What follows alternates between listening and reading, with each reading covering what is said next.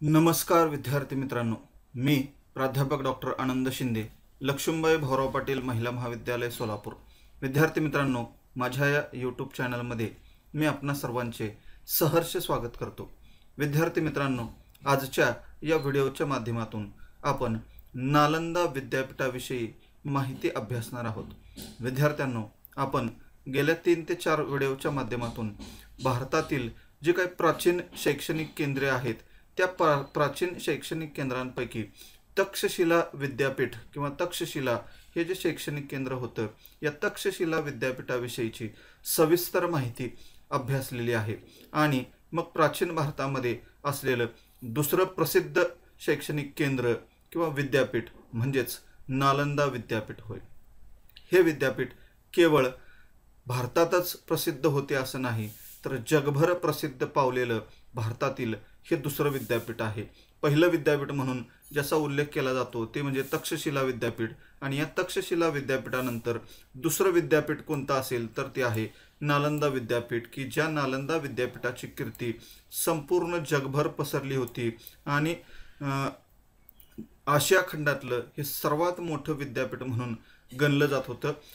जगामधल्या प्रसिद्ध विद्यापीठांमध्ये प्रसिद्ध विद्यापीठांची जेव्हा यादी केली जाते किंवा प्राचीन काळामध्ये जेव्हा नावं घेतली जात होती, तेव्हा त्या नावांमध्ये नालंदा विद्यापीठाचं नाव हे सर्वात अग्रेसर असलेलं आपल्याला दिसून येईल किंवा सर्वात प्रथम असलेलं आपल्याला दिसून येईल. कारण हे विद्यापीठच एवढं प्रसिद्ध होतं की ज्या विद्यापीठामधून अनेक लोकांनी, अनेक देशातील लोकांनी येऊन शिक्षण घेण्याचं काम केलं, की ज्याच्यामध्ये चीन असेल, कोरिया असेल, यासारखे आशिया खंडातले आणि आशिया खंडातल्या बाहेरचे पण देश जे होते की ज्या देशातील लोकांनी येऊन या ठिकाणी शिक्षण घेतलेलं आहे.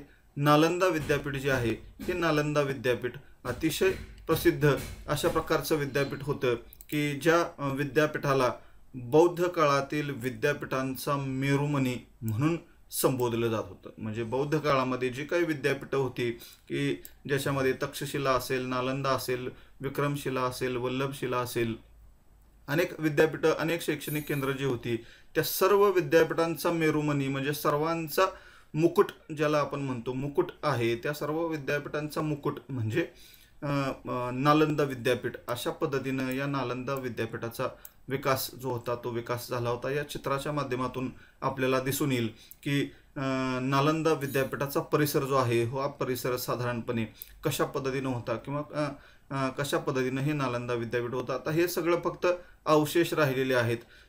जर संपूर्ण विद्यापीठ आता जर भारतामध्ये असतं तर आपल्याला या विद्यापीठाची नेमकी माहिती जी आहे ती माहिती आपल्याला कळाली असती. परंतु या विद्यापीठाला जवळपास 3 वेळा नष्ट करण्याचा प्रयत्न केला, की ज्याच्यामधील 2 वेळा नष्ट केल्यानंतर हे विद्यापीठ पुन्हा उभारलं गेलं. मात्र 3ऱ्या वेळा बख्तियार खिलजी नावाच्या एका मुस्लिम राज्यकर्त्यानं हे विद्यापीठ संपूर्णतः नष्ट करून टाकलं आणि इथल्या सर्व शिक्षक असतील, विद्यार्थी असतील, त्या सर्वांना नष्ट करून टाकलेलं आपल्याला दिसून येईल. तर हे विद्यापीठ जे आहे हे विद्यापीठ बौद्ध काळातील विद्यापीठांचा मेरुमणी म्हणून ख्यातनाम होतं, प्रसिद्ध होतं. किंवा जगभरामध्ये जसं म्हणलं की ज्या काही प्रसिद्ध विद्यापीठांची यादी त्या काळामध्ये केली जात होती त्याच्यामध्ये नालंदा विद्यापीठाचं नाव हे सर्वात प्रथम घेतलं जात होतं. कारण नालंदा विद्यापीठाची कीर्तीच एवढी पसरलेली होती की ज्या नालंदा विद्यापीठातील कीर्ती पसरण्याचं कारण एकमेव होतं ते म्हणजे त्या काळामध्ये असणारे कर्तृत्ववान आणि बुद्धिमान प्राध्यापक.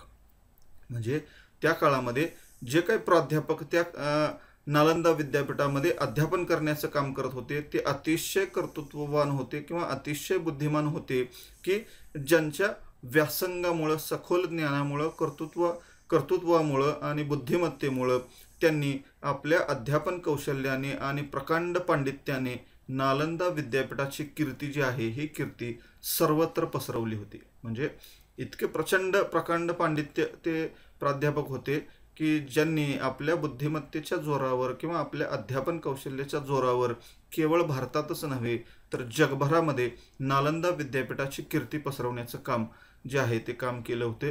हे सर्व प्राध्यापक अतिशय कर्तव्यदक्ष, चारित्र्य संपन्न, अध्यापन कुशल आणि वादविवादामध्ये अतिशय निष्णात होते किंवा कुशल होते.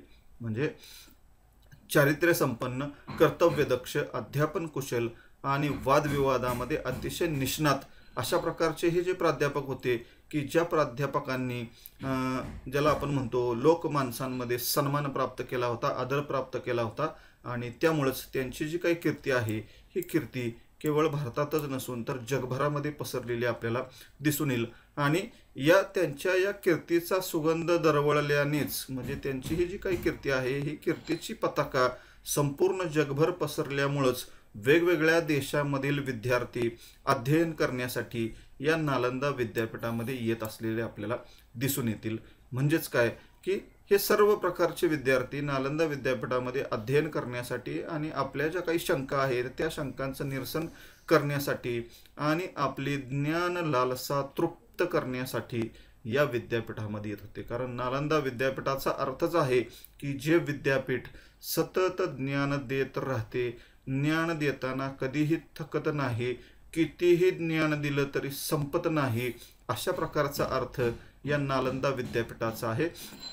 कारण नालंदा विद्यापीठामधून हे जे काही बुद्धिमान प्राध्यापक होते असं म्हटलं जातं की जवळपास 2000 प्राध्यापक किंवा 2000पेक्षा अधिक प्राध्यापक या नालंदा विद्यापीठांमधून अध्यापनाचं काम करत होते आणि त्याचबरोबर 10,000पेक्षा अधिक विद्यार्थी या नालंदा विद्यापीठामध्ये अध्ययन करण्याचं काम करत होते किंवा शिक्षण घेण्याचं काम करत होते. म्हणूनच नालंदा विद्यापीठाकडं ज्ञान घेण्यासाठी, ज्ञान लालसा आपली पूर्ण करण्यासाठी, तृप्त करण्यासाठी हे देशोदेशीचे विद्यार्थी जे आहेत हे देश विदेशातील विद्यार्थी या ठिकाणी येत होते. कारण त्यांच्या आकर्षणाचं केंद्र म्हणून नालंदा विद्यापीठाकडं पाहिलं जात होतं. आज आपण बघतोय की भारतामध्ये शिक्षणाची जी काही अनेक विद्यापीठं आहेत, केंद्र आहेत, या विद्यापीठांचा जगभरातील विद्यापीठांची जेव्हा आपण तुलना करतो तेव्हा जगामध्ये जे काही आता सध्या पहिली 100 विद्यापीठं, पहिली 500 विद्यापीठं अशा पद्धतीनं जी काही यादी काढली जाते की ज्या पहिल्या 100 विद्यापीठांमध्ये भारतामधील एकही विद्यापीठ असत नाही, ही आपली शोकांतिका आहे. म्हणजे गुणवत्तेच्या बाबतीमध्ये जगामध्ये जी काही 100 विद्यापीठं आहेत त्या 100 विद्यापीठामध्ये भारतातल्या एकाही विद्यापीठाचा क्रमांक लागू शकत नाही, हे फार मोठं आपलं दुर्दैव आहे.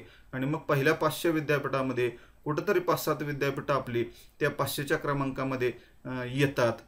हे सुद्धा आपले फार मोठं दुर्दैव असल्याचं दिसून येईल की ज्या प्राचीन भारतामध्ये प्राचीन काळामध्ये तक्षशिला आणि नालंदासारखी विद्यापीठं होऊन गेली की जगातली जी पहिली विद्यापीठं होती किंवा अतिशय प्रसिद्ध अशा प्रकारची विद्यापीठं होती की ज्या विद्यापीठामध्ये शिक्षण घेण्यासाठी बाहेरच्या देशांमधून नागरिक येत होते.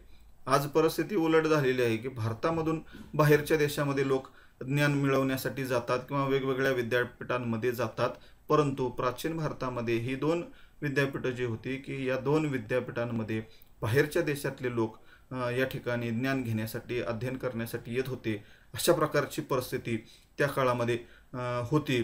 आणि विद्यापीठामध्ये ग्रंथसंपदा तर इतक्या प्रचंड प्रमाणामध्ये होती की असं म्हटलं जातं की 90 लाख ग्रंथ या विद्यापीठामध्ये होते. म्हणजे 90 लाख ग्रंथ म्हणजे जवळपास 1 कोटी ग्रंथ, 90 लाख ग्रंथ या विद्यापीठाच्या लायब्ररीमध्ये होते. विद्यापीठाच्या लायब्ररीचा जर विचार आपण केला, ग्रंथालयाचा जर आपण विचार केला तर हे ग्रंथालय अतिशय भव्य आणि दिव्य, अतिशय समृद्ध अशा प्रकारचं होतं.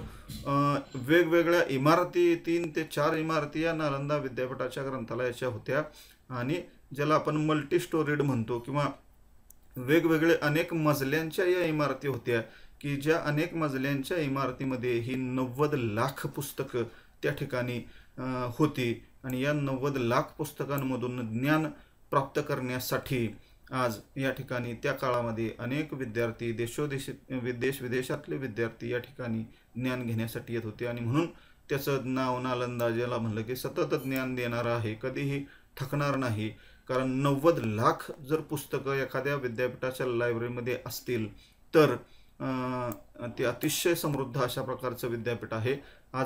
आजकाल जर या विद्यापीठाची तुलना आपण दुसऱ्या कुठल्याही विद्यापीठाशी केली तर एवढी पुस्तकं आज आपल्याला कुठल्याही विद्यापीठामध्ये असलेली दिसणार नाहीत. मात्र त्या काळामध्ये 90 लाख ग्रंथ नालंदा विद्यापीठाच्या ग्रंथालयामध्ये होते. आणि ग्रंथालय सुद्धा केवळ एकच इमारत नव्हती तर 3 ते 4 इमारती त्या ग्रंथालयाच्या होत्या, की असं म्हटलं जातं की जेव्हा बख्तियार खिलजीनं हे विद्यापीठ नष्ट केलं तेव्हा त्यानं या लायब्ररीला किंवा या ग्रंथालयाला आग लावली आणि ह्या ग्रंथालयाला आग लावल्यानंतर या विद्यापीठातली ह्या इमारती ज्या होत्या ग्रंथालयाच्या या 3 महिने जळत होत्या.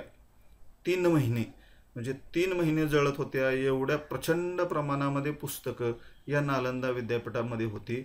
यावरून आपल्या लक्षात येईल की नालंदा विद्यापीठातील ग्रंथसंपदा जी आहे ही ग्रंथसंपदा किती मोठ्या प्रमाणामध्ये होती आणि त्यामुळंच या नालंदा विद्यापीठाचं जी कीर्ती आहे, प्रसिद्धी आहे ही जगभर पसरली होती आणि जगातले अनेक विद्यार्थी जे आहेत हे अनेक विद्यार्थी ज्ञानलालसा तृप्त करण्यासाठी या ठिकाणी येत होते. त्याच्यामध्ये आर्यभट्ट जे आपले ज्याला आपण वैज्ञानिक त्या काळातले म्हणतो त्यांनी याच ठिकाणी शिक्षण घेतलेलं आहे. नागार्जुन त्या काळातले होते, यांनी याच ठिकाणी शिक्षण घेतलेलं आहे. धम्मपाल असेल किंवा त्यांच्यासारखे अनेक जे काही प्रसिद्ध व्यक्ती भारतामध्ये होऊन गेल्या, या अनेक प्रसिद्ध व्यक्तींचं शिक्षण याच विद्यापीठामध्ये या नालंदा विद्यापीठामध्येच झालेलं आपल्याला दिसून येईल. मात्र या विद्यापीठाची शोकांतिका जसं म्हणलं की हे विद्यापीठ 3 वेळा नष्ट करण्याचा प्रयत्न केला की ज्याच्यामध्ये 2 वेळा हे विद्यापीठ परत बांधलं गेलं किंवा परत त्याची पुनर्स्थापना केली गेली. मात्र बख्तियार खिलजी नावाचा जो व्यक्ती होता की ज्या बख्तियार खिलजीनं काय केलं, हे विद्यापीठ पूर्णतः नष्ट केलं. त्याची पण एक गोष्ट सांगितली जाते की बख्तियार खिलजी नावाचा एक मुस्लिम राज्यकर्ता होता. तो अतिशय हिंदू द्वेष्टा होता, म्हणजे हिंदूंविषयी अतिशय राग त्याच्या मनामध्ये होता आणि हिंदूंची ग्रंथसंपदा असेल किंवा हिंदूंचं जे काही ज्ञान असेल त्याला तो कधीच मानत नव्हता आणि आमची मुस्लिम परंपरा, मुस्लिम ग्रंथ, मुस्लिम ज्ञान, मुस्लिम आयुर्वेद हेच अतिशय संपन्न आहेत, समृद्ध आहेत, मुस्लिम हाकीमच जगामध्ये प्रसिद्ध आहेत, अशा प्रकारचं त्याचा समज होता. मात्र एके दिवशी किंवा एकेकाळी काय झालं की तो आजारी पडला आणि त्याला अशा प्रकारचा आजार झाला की त्याच्या मुस्लिम राज्यकर्त्यामध्ये किंवा त्याच्या मुस्लिम राज्यांमधल्या कुठलाही हाकीम त्याला नीट करू शकला नाही. म्हणजे कुठलाही हाकीम त्याला आयुर्वेदानं किंवा डॉक्टर ज्याला म्हणतो तो हाकीम, कुठलाही हाकीम त्याला नीट करू शकला नाही. शेवटी त्याची अवस्था अशी झाली की जगतोय का मरतोय अशा प्रकारची अवस्था झाली आणि मग एका व्यक्तीनं त्याला सांगितलं की नालंदा विद्यापीठामध्ये एक आचार्य आहेत, त्या आचार्यांना तुम्ही जर घेऊन आला तर ते आचार्य तुम्हाला नीट करू शकतील. म्हणजे सुरुवातीला त्याला विश्वासच बसला नाही की आपल्या या मुस्लिम हाकिमांपेक्षा दुसरा कोणीतरी एखादा व्यक्ती आहे की जो व्यक्ती मला नीट करू शकतो. मात्र शेवटी त्याला नाईलाज म्हणून त्यांनी त्याला बोलवलं आणि त्यांना स्पष्ट सांगितलं की माझा हिंदू लोकांवर अजिबात विश्वास नाही, हिंदू धर्मावर सुद्धा विश्वास नाही.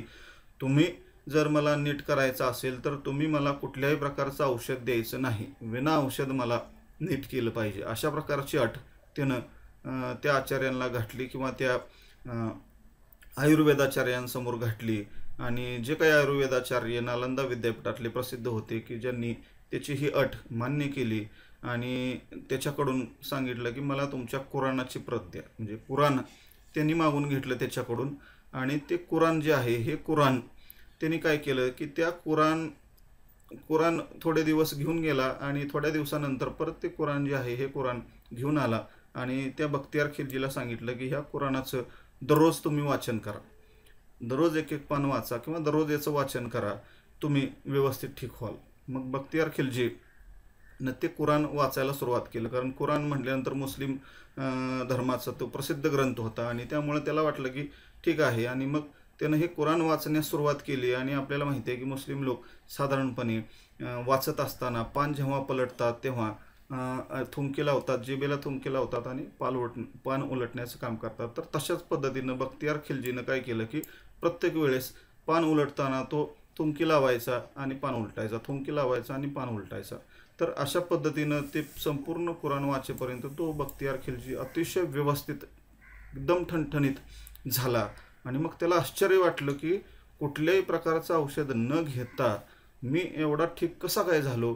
आणि नंतर मग त्यानं त्याची शहानिशा जेव्हा केली तेव्हा त्याच्या असं लक्षात आलं की या कुराण ग्रंथाच्या प्रत्येक पानाला त्या आयुर्वेदाचार्यानं औषध लावलं होतं किंवा औषधाचा लेप लावला होता आणि पान उलटताना जेव्हा तो पान उलटताना तेव्हा जो बोट बोटाला थुंकी लावायचा आणि पान उलटायचा, त्या थुंकीच्या बरोबर बोटाबरोबर ते पानाचं लेप लावलेलं औषध जे आहे हे औषध त्याच्या शरीरामध्ये जात होतं आणि त्याच्यामुळं तो ठीक झाला. आणि हे कळाल्यानंतर मग त्याला अतिशय राग आला आणि त्यानं नंतर मग या नालंदा विद्यापीठावर स्वारी केली आणि हे संपूर्ण नालंदा विद्यापीठ जे आहे हे नालंदा विद्यापीठाचं नष्ट करून टाकलं. कारण त्याला राग आला की माझ्या मुस्लिम राज्यापेक्षा इतर हिंदू राज्यांमध्ये अशा प्रकारचं विद्यापीठ आहे किंवा अशा प्रकारचे आयुर्वेदाचार्य आहेत आणि मग हे जर जगामध्ये पुढं गेले तर मुस्लिम राज्य मागं पडेल, मुस्लिम राज्यकर्ते मागं पडतील, अशा पद्धतीनं त्याचा समज झाला. आणि त्यामुळं त्यानं काय केलं की हे संपूर्ण नालंदा विद्यापीठाचा परिसरच त्यानं काय केला, नष्ट करून टाकला. म्हणजे अशा पद्धतीनं या बख्तियार खिलजी नावाच्या व्यक्तीनं हे नालंदा विद्यापीठ काय केलं, नष्ट करून टाकलं. तर असा थोडासा इतिहास जो आहे या इतिहास नालंदा विद्यापीठाचा असलेला आपल्याला दिसून येईल. त्यानंतर मग या नालंदा विद्यापीठाची काही वैशिष्ट्ये आहेत, खास अशा प्रकारची वैशिष्ट्ये आहेत. त्या वैशिष्ट्यांमधील काही वैशिष्ट्यांचा आज आपण अभ्यास करणार आहोत. ही वैशिष्ट्ये नेमकी कोणकोणती आहेत बघा. तर त्याच्यातलं पहिलं वैशिष्ट्य आहे ते म्हणजे नालंदा या नावामधील नाम महात्म्य. म्हणजे नालंदा हा जो शब्द आहे या शब्दामधील नेमकं काय महात्म्य आहे. तर बघा, नालंदा या शब्दाची जर आपण फोड केली तर नलन अधिक दा असा तो शब्द आहे. नलन अधिक दा या शब्दाचा अर्थ आहे कमळ. म्हणजे या शब्दाचा अर्थ काय आहे, कमळ. आणि कमळ हे ज्ञानाचे प्रतीक आहे. कमळ हे काय आहे, ज्ञानाचे प्रतीक आहे. कमळ फुल जे आहे, कमळाचं फुल, हे कमळाचं फुल काय आहे, ज्ञानाचं प्रतीक आहे. आणि म्हणून नालंदा म्हणजे काय, किंवा नालंदा विद्यापीठ म्हणजे हे ज्ञानाचं भांडार आहे की ज्या ज्ञानाच्या भांडारामधून तुम्ही कितीही ज्ञान घेऊन जाण्याचा प्रयत्न केला तरी देखील ते संपणार नव्हतं. अशा पद्धतीचं हे नाव आहे नालंदा, की ज्या नालंदा नावावरून त्या या ज्ञानाच्या प्रतीकावरून त्याला नालंदा हे नाव दिलेलं आहे. त्यानंतर दुसरं अजून एक नालंदा जे नाव आहे त्या शब्दाची फोड केली असता न अलमदा असा त्याची शब्दाची फोड आहे. न अलमदा म्हणजे नालंदा, न अलमदा. आणि या शब्दाचा अर्थ आहे सतत देत राहणारे. सतत देत राहणारे, की ज्या विद्यापीठामध्ये ज्ञान सतत दिले जाते, कितीही ज्ञान दिले तरी ज्ञानाची भूक जी आहे ही ज्ञानाची भूक संपणारीच नाही, तृप्तच होत नाही. आणि जे सारखे देतच राहते ते विद्यापीठ म्हणजे नालंदा विद्यापीठ. म्हणजे न अलमदा म्हणजे सतत देत राहणारे. कितीही तुम्ही त्याच्यापासून घेण्याचा प्रयत्न केला तरी ते देतच राहणार आहे, कधीच संपणार नाही. कितीही ज्ञान दिले तरी एखाद्या व्यक्तीच्या ज्ञानाची भूक ही तृप्त होणारच नाही. आणि जे सतत सारखं देतच राहतं असं विद्यापीठ म्हणजे नालंदा विद्यापीठ. म्हणून नालंदा विद्यापीठ हे एक ज्ञानाचं भांडार होतं असं म्हटलं जातं, की ज्याच्यामधून तुम्ही कितीही घेण्याचा प्रयत्न केला तरी ते ज्ञान कधीच संपणार नाही. अशा पद्धतीचं हे नालंदा विद्यापीठ जे आहे हे नालंदा विद्यापीठ असलेलं आपल्याला दिसून येईल.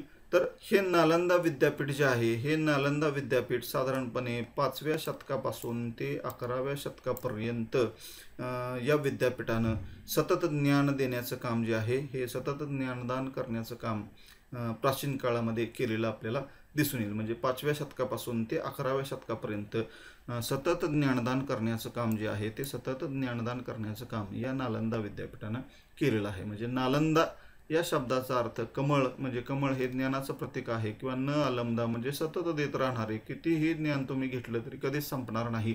अशा पद्धतीचं हे नालंदा विद्यापीठ किंवा या नालंदा नावाचा अर्थ आहे, की ज्याच्यावरून नालंदा विद्यापीठ म्हणून हे प्रसिद्ध अशा प्रकारचं विद्यापीठ मग भविष्यकाळामध्ये बनलं, की ज्याच्यामध्ये हजारो शेकडो विद्यार्थी जे आहेत, लाखो विद्यार्थी जे आहेत हे देशातले विदेशातले येऊन या ठिकाणी आपली ज्ञानाची भूक जी आहे ही भूक भागवण्याचा प्रयत्न करत होते.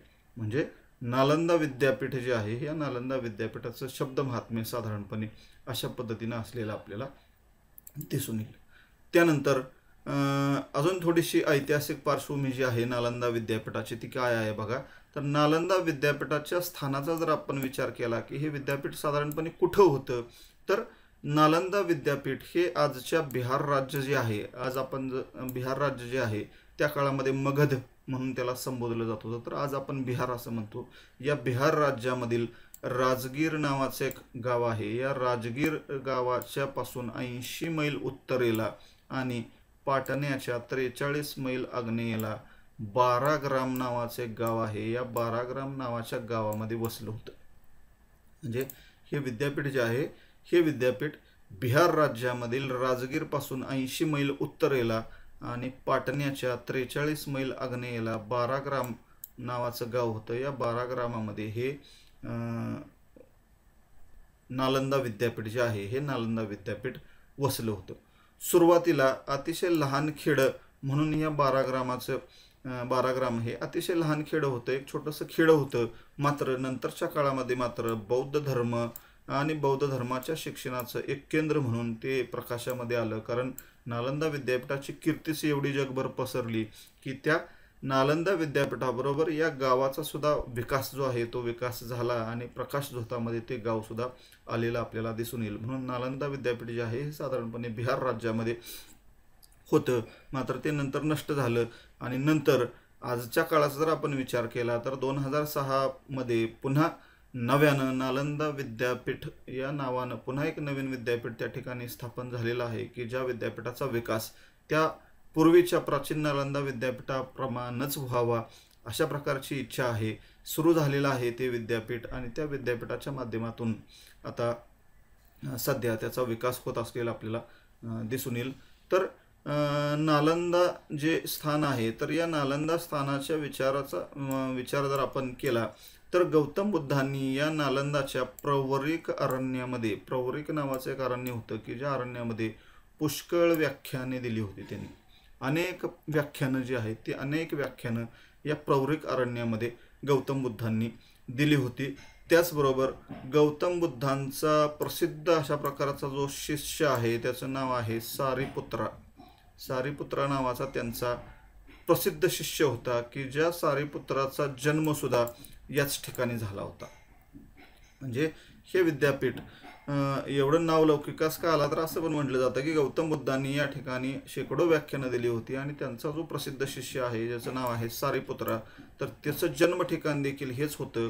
त्याचबरोबर सम्राट अशोकानं या ठिकाणी एक विहार स्थापन केलं होतं. त्याचबरोबर बौद्ध भिक्षुनींच्या राहण्यासाठी संघग्राम देखील बांधले होते. म्हणजे अशा पद्धतीनं अनेक ज्या गोष्टी आहेत त्या अनेक गोष्टी या ठिकाणी केलेल्या आपल्याला दिसून येतील. कुमारगुप्त नावाचा एक गुप्त सम्राट होता की ज्यानं साधारणपणे या नालंदा विद्यापीठाचा विकास केला असं म्हटलं जातं. किंवा नालंदा विद्यापीठ उभारणीमध्ये कुमारगुप्त नावाचा सम्राट जो होता त्या कुमारगुप्तनं नालंदा विद्यापीठ उभारण्यामध्ये फार मोठी मदत केली असा उल्लेख आहे. हे सुरुवातीला इसवी सन 3ऱ्या शतकापर्यंत नालंदा हे जे विद्यापीठ होतं ते प्रकाशझोतामध्ये आलं नव्हतं. मात्र नंतरच्या काळामध्ये म्हणजे इसवी सन 450 नंतर नालंदाचा खऱ्या अर्थानं इतिहास जो आहे तो इसवी सन 450 नंतर सुरू होतो. म्हणजेच या विद्यापीठाची जी कीर्ती आहे ती 5व्या शतकानंतर पसरली की ज्याच्यामध्ये चीनी प्रवासी एक होता. चीनी प्रवासी हुएन संग नावाचा एक प्रवासी आहे. या हुएन संग नावाच्या प्रवासाच्या वर्णनावरून, प्रवास वर्णनावरूनच आपल्याला या नालंदा विद्यापीठाची जी माहिती आहे ती माहिती कळते. म्हणजे अशा पद्धतीनं थोडीशी ऐतिहासिक पार्श्वभूमी जी आहे ही ऐतिहासिक पार्श्वभूमी आपल्याला नालंदा विद्यापीठाविषयी सांगता येईल की बिहार राज्यामध्ये हे 12 ग्राम नावाचं एक गाव होतं, त्या ठिकाणी वसलं होतं. सुरुवातीला लहान खेडं होतं, मात्र नंतर बौद्ध धर्माचं शिक्षणाचं एक केंद्र झालं. कारण गौतम बुद्धांनी या ठिकाणी पुष्कळ व्याख्यानं दिली होती. त्यांचा शिष्य सारिपुत्राचा देखील इथं जन्म झाला होता आणि सम्राट अशोकानं या ठिकाणी अनेक विहार किंवा संघग्राम बांधले होते. त्यानंतर दुसरं वैशिष्ट्य आहे ते म्हणजे मध्यवर्ती ठिकाण. म्हणजे नालंदा विद्यापीठाला मध्यवर्ती ठिकाण आहे असं देखील म्हटलं जातं. तर असं का म्हटलं जातं तर बौद्ध संप्रदाय आणि जैन संप्रदाय या दोघांनाही हे ठिकाण मध्यवर्ती आहे अशा प्रकारचा उल्लेख त्या काळामध्ये केला जात होता. कारण गौतम बुद्धांनी ज्या पद्धतीनं नालंदा विद्यापीठाच्या माध्यमातून या ठिकाणी बौद्ध धर्म किंवा बौद्ध संप्रदायाचा प्रसार करण्याचं काम केलं, तशाच पद्धतीनं भगवान महावीरांनी सुद्धा, जैन धर्माचे जे संस्थापक आहेत भगवान महावीर यांनी सुद्धा आपल्या जैन धर्माचं जो प्रसार आणि प्रचार आहे तो देखील याच ठिकाणाहून सुरू केला असं म्हटलं जात होतं. म्हणून नालंदा हा जो परिसर आहे किंवा नालंदा हे जे ठिकाण आहे हे बौद्ध संप्रदाय आणि जैन संप्रदाय दोघांच्यासाठी देखील मध्यवर्ती अशा प्रकारचं होतं. गौतम बुद्धांनी या ठिकाणी भरपूर व्याख्याने दिली होती, अनेक व्याख्यानं दिली होती, शेकडो व्याख्यानं या ठिकाणी गौतम बुद्धांनी दिली होती. त्याचबरोबर जसं आपण बघितलं की त्यांचा प्रख्यात शिष्य सारिपुत्रा हा देखील याच ठिकाणी जन्मला होता, त्याचं जन्म ठिकाण देखील हेच होतं. आणि त्याचबरोबर जैन धर्माचे जे काही संस्थापक आहेत भगवान महावीर, या भगवान महावीरांनी या ठिकाणी 14 पावसाळे घालवले असं म्हटलं जातं. म्हणजे 14 पावसाळे म्हणजे 14 वर्ष ते या ठिकाणी राहिले होते. आणि त्यामुळंच बौद्ध धर्म असेल किंवा जैन धर्म असेल, म्हणजे गौतम बुद्ध असतील किंवा भगवान महावीर असतील, या दोन्ही संप्रदायाच्या संस्थापकांनी आपले जे विचार आहेत ते विचार याच स्थानावरून जगासमोर मांडले. म्हणजे नालंदा हे जे ठिकाण आहे या ठिकाणावरूनच काय झालेलं आहे की गौतम बुद्ध आणि भगवान महावीर या दोघांनी देखील आपापल्या संप्रदायाचे जे काही विचार आहेत, संदेश आहे, तो याच ठिकाणावरून जगासमोर मांडला. म्हणून जैन संप्रदाय आणि बौद्ध संप्रदाय या दोघांसाठीही हे स्थान कसं होतं, मध्यवर्ती अशा प्रकारचं होतं. म्हणून म्हणलेलं आहे की मध्यवर्ती ठिकाण होतं. का तर बुद्ध संप्रदाय आणि जैन संप्रदाय या दोघांनीही आपल्या धर्माचे जे काही विचार आहेत त्याचा प्रसार आणि प्रचार करण्याचं काम याच ठिकाणाहून केलं होतं. म्हणून दोघांसाठीही हे मध्यवर्ती अशा प्रकारचं ठिकाण होतं. त्यानंतर या विद्यापीठाचा विकास कसा झाला, तर या विद्यापीठाचा विकास कसा झाला हे जर आपण बघितलं तर सुरुवातीच्या काळी जसं म्हटलं की चीनी प्रवासी जो आहे त्या चीनी प्रवाशाचं नाव आहे हुयेन संग. हुयेन संग नावाचा जो चीनी प्रवासी होता त्या चीनी प्रवाशानं आपल्या प्रवास वर्णनामध्ये लिहून ठेवलेलं आहे की त्या काळामध्ये 500 व्यावसायिकांनी, म्हणजे प्राचीन काळामध्ये 500 व्यावसायिकांनी 10 कोटी सोन्याची नाणी खर्चून जमीन विकत घेतली आणि ही जमीन गौतम बुद्धांना दान किंवा देणगी म्हणून दिली. म्हणजे त्या काळातल्या 500 व्यावसायिकांनी 10 कोटी सोन्याची नाणी, आजच्या काळाचा विचार जर केला तर ही रक्कम अब्जावधी रुपयामध्ये जाईल. तेवढी रक्कम त्या काळामध्ये त्यांनी खर्चली. 10 कोटी सोन्याची नाणी खर्चून जमीन विकत घेतली आणि गौतम बुद्धांना देणगी म्हणून दिली. म्हणजे बघा किती दानशूर व्यक्ती त्या काळामध्ये होत्या की ज्यांनी अशा पद्धतीनं एवढ्या मोठ्या रकमेची जमीन विकत घेऊन गौतम बुद्धांना दान म्हणून दिली, देणगी म्हणून दिली. आणि याच जमिनीवर नालंदासारखं विद्यापीठ जे आहे हे विद्यापीठ पुढं विकसित झालेलं आपल्याला दिसून येईल. त्यानंतर ब्राह्मण संप्रदायामध्ये जे काही गुप्त सम्राट होते की अनेक गुप्त सम्राटांनी काय केलेले आहे, या केंद्राला मदत केली. जसं मी म्हटलं की कुमारगुप्त नावाचे जे गुप्त सम्राट आहेत या सम्राटांनी या विद्यापीठाचा विकास करण्यामध्ये सर्वात प्रथम योगदान जर कुणाचं असेल तर कुमारगुप्त म्हणून होते. त्यानंतर कुमारगुप्त असतील, बुद्धगुप्त असतील, तहगत गुप्त असतील, बालादित्य असेल, बाजरा असेल, हर्ष असेल, अशा प्रत्येक राजानं काय केलं होतं की त्या ठिकाणी एक संघग्राम बांधलं होतं की ज्या संघग्रामामधून विद्यार्थ्यांना राहण्याची सुविधा असेल किंवा तिथं भोजनाची सुविधा असेल यासारख्या सुविधा त्या ठिकाणी करून दिल्या होत्या. आणि 9व्या शतकामध्ये स्वर्णद्वीप नावाचं एक राज्य होतं की त्या स्वर्णद्वीपचा राजा जो होता बलदेव पुत्र त्याचं नाव आहे, या बलदेव पुत्र नावाच्या राजानं 6 खेडी नंतर पुन्हा गौतम बुद्धांना दान म्हणून दिली. म्हणजे गौतम बुद्धांना किंवा या नालंदा विहाराला 6 खेडी त्यांनी सुद्धा दान दिली. म्हणजे अशा पद्धतीनं 500 व्यावसायिक असतील किंवा वेगवेगळ्या प्रकारचे गुप्त सम्राट असतील आणि त्याचबरोबर हा बलदेवपुत्र नावाचा राजा होता की यांनी काय केले की ही जमीन असेल, 6 खेडी असतील किंवा पैसे असतील, नालंदा विद्यापीठाचा विकास होण्यासाठी किंवा नालंदा विद्यापीठ उभा करण्यासाठी अशा अनेक लोकांनी त्या ठिकाणी मदत केलेली आपल्याला दिसून येईल. आणि त्यामुळंच त्या काळामध्ये प्रचंड अशा प्रकारचं नालंदा विद्यापीठ जे आहे हे नालंदा विद्यापीठ उभा राहिलं की ज्या विद्यापीठाची कीर्ती केवळ भारतातच नाही तर जगभर पसरलेली आपल्याला दिसून येईल. तर विद्यार्थी मित्रांनो, अशा प्रकारे आजच्या या व्हिडिओच्या माध्यमातून आपण नालंदा विद्यापीठ कशा प्रकारे उभं राहिलं किंवा नालंदा विद्यापीठाची ऐतिहासिक पार्श्वभूमी नेमकी काय आहे, नालंदा विद्यापीठ कशा पद्धतीनं नष्ट झालं त्याची छोटीशी गोष्ट आपण बघितली आणि नालंदा विद्यापीठाची जी काही वैशिष्ट्ये आहेत त्यापैकी केवळ 3 ते 4च वैशिष्ट्ये आपण या ठिकाणी बघितली आहेत की नालंदा विद्यापीठाचं नाम महात्म्य काय आहे, ऐतिहासिक सिंहावलोकन त्याचं कसं आहे, हे मध्यवर्ती ठिकाण का होतं आणि या विद्यापीठाचा विकास कशा पद्धतीनं झाला, या 4च वैशिष्ट्यांचा अभ्यास आपण या व्हिडिओच्या माध्यमातून केलेला आहे. राहिलेली जी काही वैशिष्ट्ये आहेत ही वैशिष्ट्ये आपण पुढील व्हिडिओच्या माध्यमातून पाहणार आहोत. आपणाला हा व्हिडिओ जर आवडला असेल तर नक्कीच याला लाईक आणि शेअर करायला विसरू नका. धन्यवाद.